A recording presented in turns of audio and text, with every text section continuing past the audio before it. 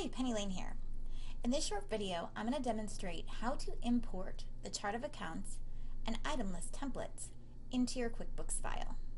I'll also show you how to integrate these accounts and items into a QuickBooks file that already has accounts and items. First, download the item and chart of accounts from www.quickbooksnow.com/contractors-resource-page. Save the chart of accounts and the item list templates in a folder where you can find them again. I just saved mine in a folder on my desktop. You're going to want to import the files that end with .iif, but you can also download the Excel format and open them and take a look at what they're like and make sure that's what you really want to import. Before doing anything, make a backup of your QuickBooks file. To do this, click File, Backup Company, Create Local Backup, and save it somewhere on your computer where you can easily find it again.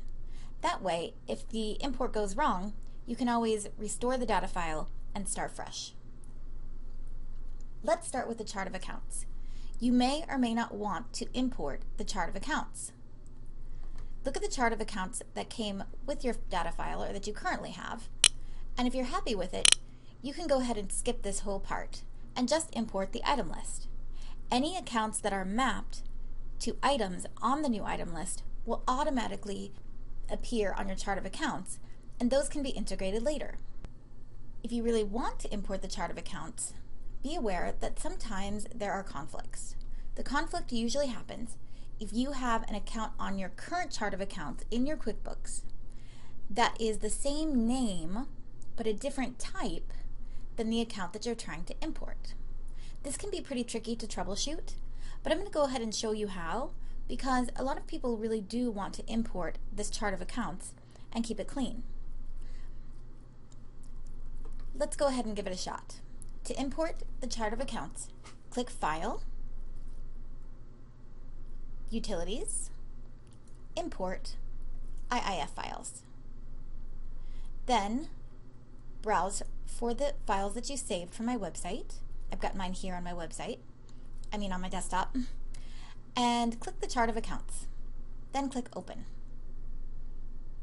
Oops, we have a conflict. Again, this can be tricky to troubleshoot, but I'm going to show you how to do it. It says error on line 63.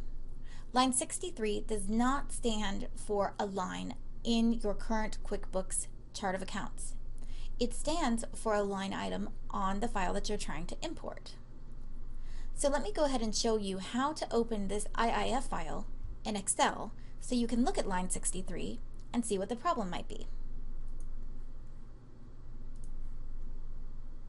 Let's open Excel, open Other Workbooks, browse for that chart of accounts IIF file, mine's right here under Recent Workbooks, and open it. It's going to look a little bit weird because this is not a standard Excel file, it's a different format. But if you go ahead and leave this on delimited, click Next, leave the delimiter on Tab or choose Tab if it's not chosen, and click Finish. This looks pretty weird, but if we just scroll right down to line 63, we're going to see that line 63 is bond expense. And this column here, E, is the type of account that it is. So I'm importing an account called bond expense that is the account type of expense. Let's look on our current chart of accounts. The trouble usually happens in the cost of goods sold area, and sure enough, we already have an account called bond expense, but the type is not expense, the type is cost of goods sold. So what we can do is edit this account and just change the description slightly. And it doesn't matter if you want bond expense to be cost of goods sold or if you want it to be an expense, because you can always change it later. But if we just change the description, we'll be able to import our chart of accounts successfully. Let's try it. Again, click File. Oops. First, we must close this because if we have it open and don't save anything, if we have it open, it won't import. So click File, Utilities, Import, IIF Files. Click Chart of Accounts, and click Open.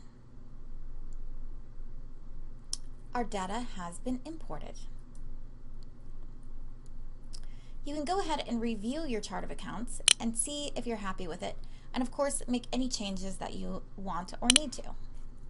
If you don't want to go through this troubleshooting process and you do run into an error, you can always open the chart of accounts Excel format and manually add or edit your own chart of accounts to better match that one. Now, let's import the item list. The process is pretty much the same.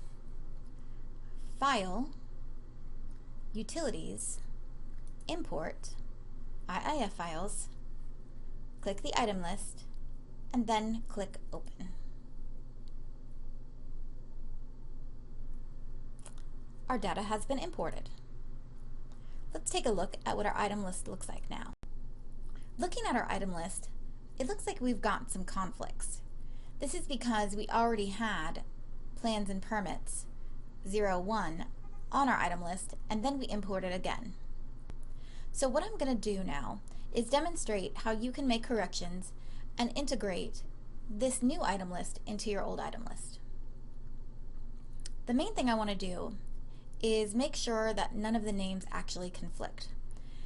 And actually, plans and permits has a slightly different description, so these don't conflict with each other. What I'm going to do is make this whole group inactive because I like the other one. It's got more detail. If you have a list, an item that you haven't used at all, you can always delete them.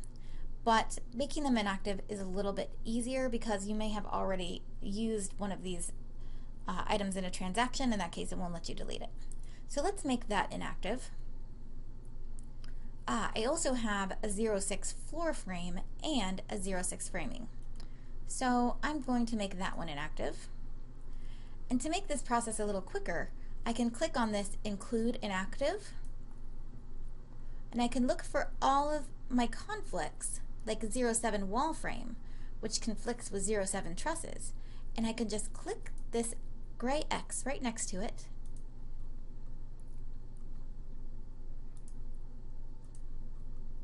and make these inactive. By the way, the chart of accounts and item list that I had in my QuickBooks test file was the default chart of accounts and item list that comes with the QuickBooks template. I don't care for it because it just isn't complete enough.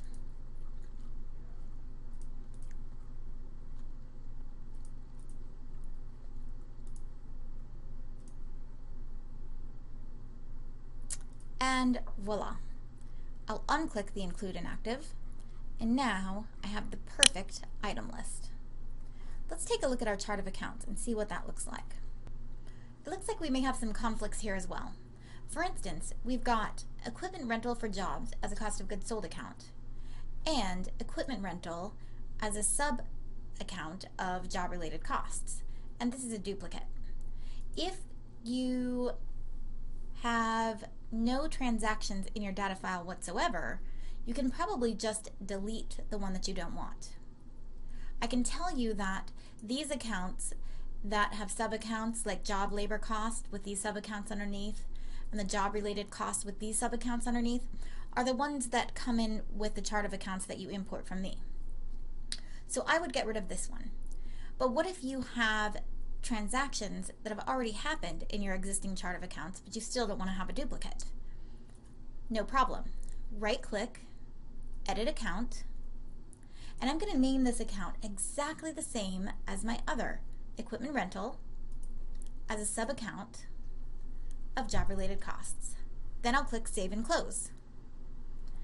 You get a message. This name is already being used. Would you like to merge them? Why, yes, I would.